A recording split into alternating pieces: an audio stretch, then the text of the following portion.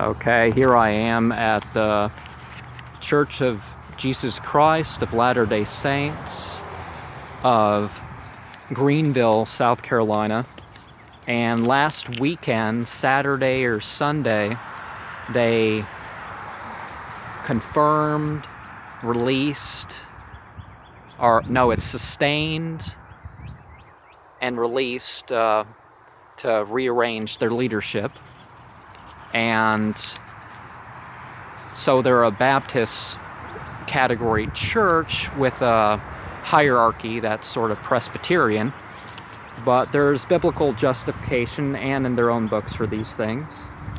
And so it's necessary rather than automatic, according to Doctrine and Covenants 107, 65, 66, and 91. And what they would have said in that meeting was that we have called blank to serve as blank and propose that she be sustained in that calling. Those in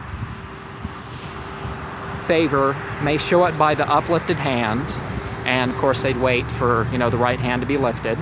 Those opposed may show it by the uplifted hand, and if anybody said opposed, then they would be talked to privately. But there's usually a claim that when it comes to the top leaders of the church, that the sustained is universal.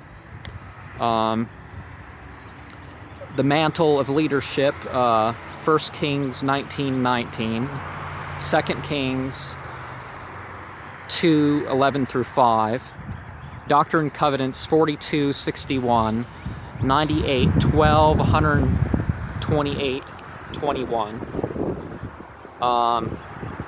Authority needed to guide is a principle that you find in 2 Corinthians 13:1, Doctrine and Covenants 107, 23, 24, and 112:14-15. And originally the Doctrine and Covenants was called the Book of Commandments, but they rearranged the order or some other things. I forget exactly how it went down back in the 70s or the 60s. I wasn't alive yet. A second witness, to the leadership. That was the Corinthians and the Doctrine and Covenants bit. The kingdom given to 12 people. So their quorum of 12 that they claim are prophets are in Doctrine and Covenants 27:12-13 and Doctrine and Covenants 6:28. And there's a lot more than the place of worship. They have a satellite to get the church channels on it.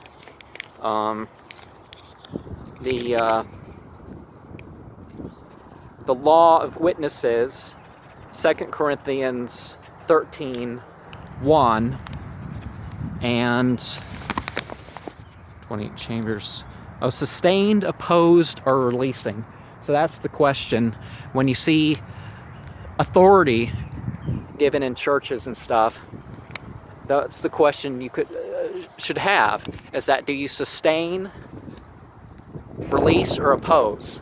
Of course there's tolerating and not caring, and I think that a lot of people who don't oppose, it's like, it doesn't make a difference to me, because they're not personally interacting with the person. Moses, held up by Hur and Aaron, would have been Exodus 17:8-12, and Doctrine and Covenants 21:1-6, 124:45-46. Blessed for listening to servants. So if you're listening to people in their actual service of God, doing the actual right thing and believing the actual right thing, rather than just merely presuming that act of faith.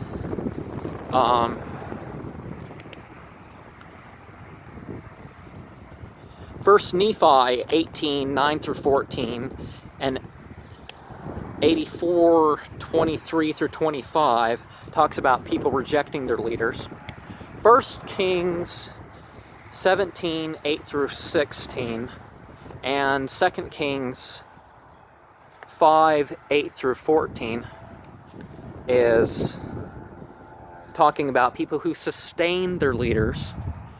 So that's one of the faith-building exercises of this church, is that whether it's local leadership, regional leadership, or international leadership, that they sustain their leaders.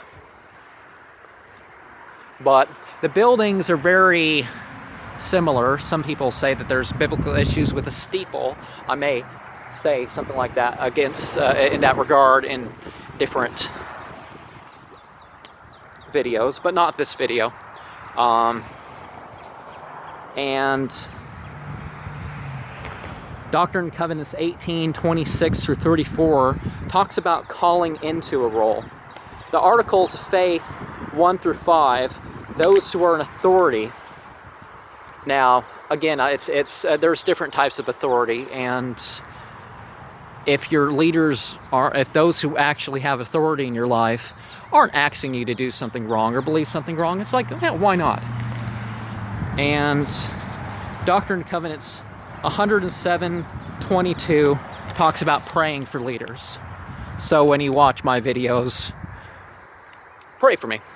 Pray for any other scholar, mystic, somebody who has experiences, but so whether or not you believe in their priesthood authority, are there claims to modern prophets, which just seem like leaders that made their way up the ranks to a lot of people, they are authentically trying to live out their scriptures and their, Baptist extra claims of revelation. And I say Baptist also because not only these extra claims of revelation that produce rituals and even scriptures or things considered extra things to look at, oh, they're not Bible, but there's something else,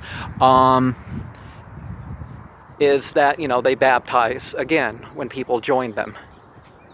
So, and there's, pretty much, and they try to enact other, the claims of revelations are to be specific guidance in enacting these various teachings and rituals, trying to bring up stuff from the Old Testament and stuff like that. So what they do in their temples, it's not going to be really a surprise if you hear about it and you've actually read the Book of Mormon and the Pearl of Great Price and the Doctrine and Covenants and the church history and the Bible, and it's all enacting that stuff. But with initiation, you have an experience, and the experience of going through the secrets and all that stuff, and the fellowship and whatnot. But that's what went on at their general conference in April 2000. Oh, well, it started in March 2018.